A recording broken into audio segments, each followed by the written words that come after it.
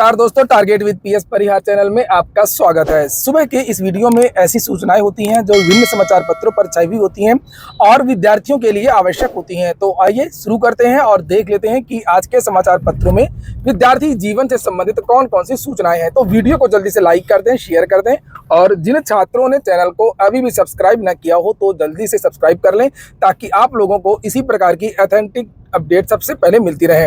आगे बढ़ने से पहले एक सूचना है उन विद्यार्थियों के लिए जो विद्यार्थी ऐसी किसी भी प्रतियोगी परीक्षा की तैयारी कर रहे हैं जिसमें ज्योग्राफी पूछी जाती है। वे सभी अभ्यर्थी निरंकार एचडीडी सेंटर के इस ऑफर का लाभ ले सकते हैं, जिसकी लिंक मैंने डिस्क्रिप्शन बॉक्स में दे दिया है और यहाँ पर कुछ कॉन्टैक्ट नंबर भी है 9569954032।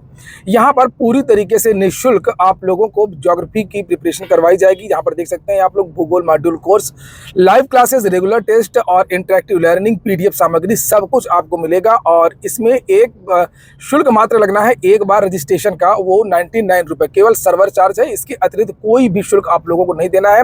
निरंकार सर के बारे में प्रयागराज के ज्यादातर जो छात्र हैं वो जानते हैं और ये यूपीएससी क्वालिफाइड भी हैं, सिलेक्टेड भी हैं और विद्यार्थियों को फ्री मार्गदर्शन देंगे।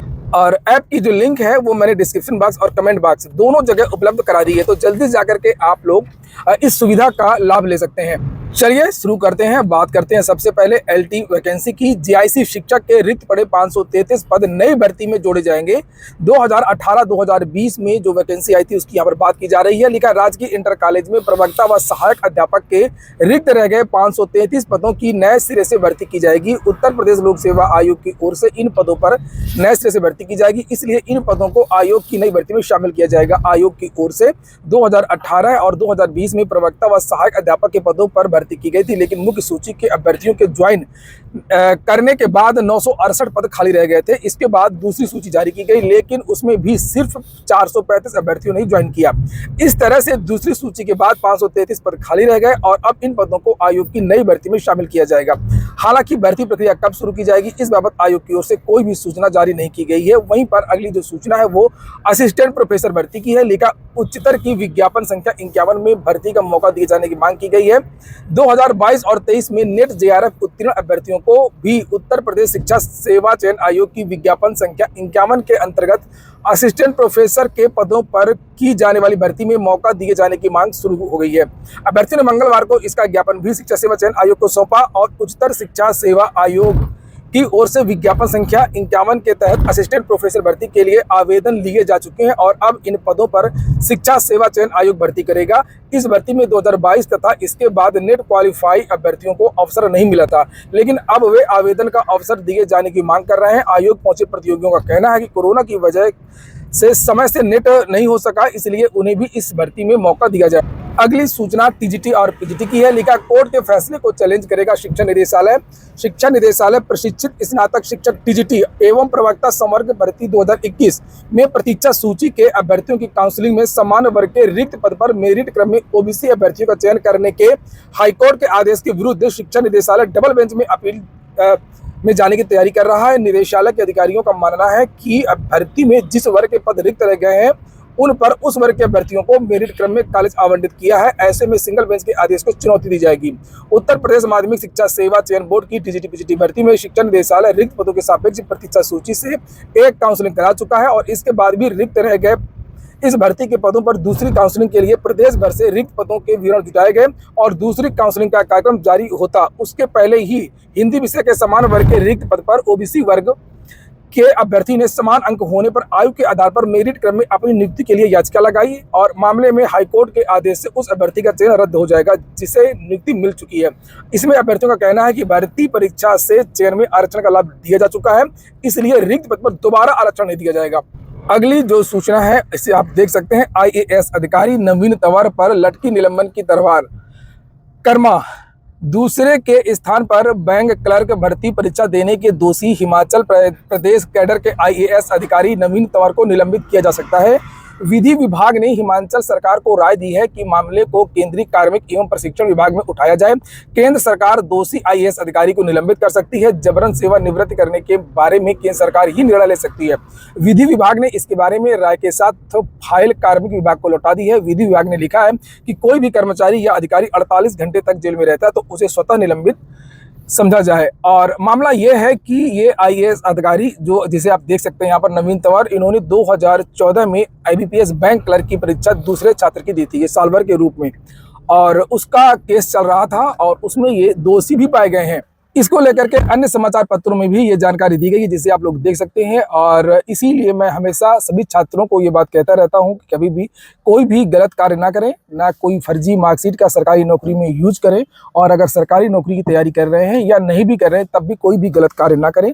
और यहाँ पर देख सकते हैं लिखा है 2014 में गाजियाबाद स्थित आइडियल इंस्टीट्यूट ऑफ टेक्नोलॉजी में institute of banking personal selection IBPS की क्लर्क भर्ती की परीक्षा हुई थी, और इसमें दूसरे के स्थान पर परीक्षा देने के मामले में 14 मार्च को सीबीआई कोर्ट में तंवर समेत 6 लोगों को दोषी पाते हुए 3 साल कैद और 50,000 जुर्माने की सजा सुनाई गई थी। 2019 में नवीन संघ लोक सेवा आयोग की परीक्षा पास कर भारतीय प्रशासनिक सेवा में चयनित हो गए। इन दिनों वह चंबा जिले के भरमौर में सहायक उपायुक्त के पद पर कार्यरत है।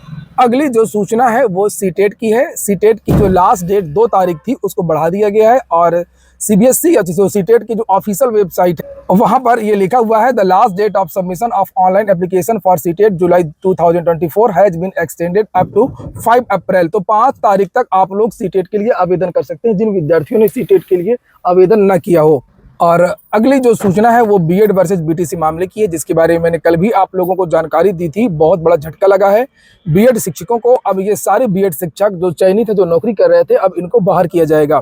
मामला छत्तीसगढ़ का है और लिखा छत्तीसगढ़ प्राइमरी शिक्षक भर्ती से बीएड वाले बाहर, चयनितों की नियुक्तियां रद्द और छिनेगी नौकरी। छत्तीसगढ़ हाईकोर्ट ने चयनित बीएड डिग्रीधारियों को प्राथमिक शिक्षक भर्ती से बाहर कर दिया है। कोर्ट ने आदेश दिया है कि राज्य सरकार बीएड वालों को हटा करके 6 महीने में भीतर बहाली पूरी करे, यानी कि मेरिट को गिरा करके जो डीएलएड के छात्र हैं, बीटीसी के छात्र हैं, उनको इसमें शामिल किया जाए। जब से ये सुप्रीम कोर्ट का ऑर्डर आया है 11 अगस्त से, वो उस ऑर्डर के सामने हाईकोर्ट की कैसे चलेगी। ज्यादातर जो हाईकोर्ट है वो सुप्रीम कोर्ट के ऑर्डर की वजह से बाध्य हैं, और जो पूरे के पूरे जो निर्णय है वो बीटीसी और डीएलएड छात्रों के पक्ष में आ रहे हैं।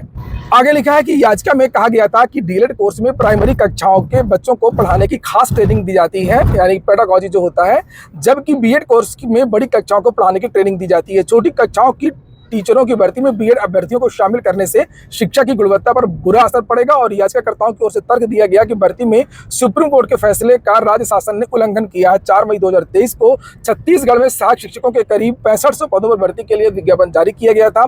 10 जून को परीक्षा हुई थी और इसमें बीएड और डीएलएड वालों को दोनों को शामिल किया गया था। मामले पर सुनवाई के बाद उच्च न्यायालय ने बीएड अभ्यर्थी की काउंसलिंग पर रोक लगा दी थी, जिसे अभ्यर्थी ने सुप्रीम कोर्ट में चुनौती दिया था, और इस पर सुप्रीम कोर्ट ने हाईकोर्ट के निर्णय पर रोक लगाते हुए बीएड शिक्षकों को भी अंतरिम रूप से नियुक्ति देने का निर्देश दिया था। लेकिन उनकी जो नियुक्ति थी वो हाईकोर्ट का जो मामला चल रहा था उसके अंतिम निर्णय के अधीन रखा था। दिनांक 29 फरवरी 2024 को प्रकरण में अंतिम सुनवाई हुई, जिसके बाद में निर्णय के लिए इसका जो ऑर्डर है वो सुरक्षित कर लिया गया था। और वहीं पर अब ये जो विद्यार्थी हैं वो सुप्रीम कोर्ट अभी जाएंगे, और सुप्रीम कोर्ट में एक और केस है मध्य प्रदेश का। देखते हैं इन दोनों केसों में अब आगे क्या होगा। बहुत ज़्यादा उम्मीदें नहीं है, मैं फिर से स्पष्ट कर दूं, और होगा तभी कुछ जब केंद्र सरकार चाहेगी फिर से कि किस तरीके से बीएड वालों को शामिल किया जा सकता है। अगली सूचना पेपर लीक की है। पेपर लीक के मास्टरमाइंड के करीब पहुंच गई है एसटीएफ। यूपी 60,000 पुलिस सिपाही भर्ती परीक्षा का पेपर लीक कराने में प्रयागराज के राजीव नयन मिश्र ने मुख्य भूमिका निभाई थी। फरार आरोपी की तलाश में लखनऊ एसटीएफ समेत कई जिलों की पुलिस लगी है। मंगलवार को उसकी तलाश में कई जगहों पर एसटीएफ ने छापेमारी की थी। कौशाम्बी पुलिस ने भी अपने मुकदमे में वांटेड किया है, और इससे पूर्व सराय ममरेज के अभिषेक शुक्ल को एसटीएफ ने गिरफ्तार कर जेल भेजा था। सिपाही भर्ती पेपर लीक प्रकरण में एसटीएफ ने प्रयागराज के राजीव नयन को मुख्य आरोपी बनाया है।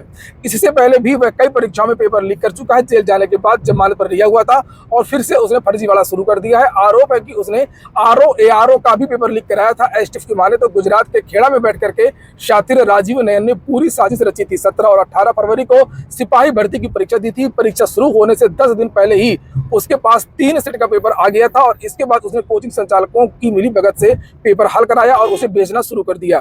आज के वीडियो में इतना ही। आपको फिर से याद दिला दूं कि जो छात्र नए हो तो चैनल को सब्सक्राइब जरूर कर लें, ताकि आप लोगों को सभी भर्तियों से संबंधित अपडेट्स ऑथेंटिक रूप से सबसे पहले मिलते रहें, और वीडियो को लाइक भी करते हैं।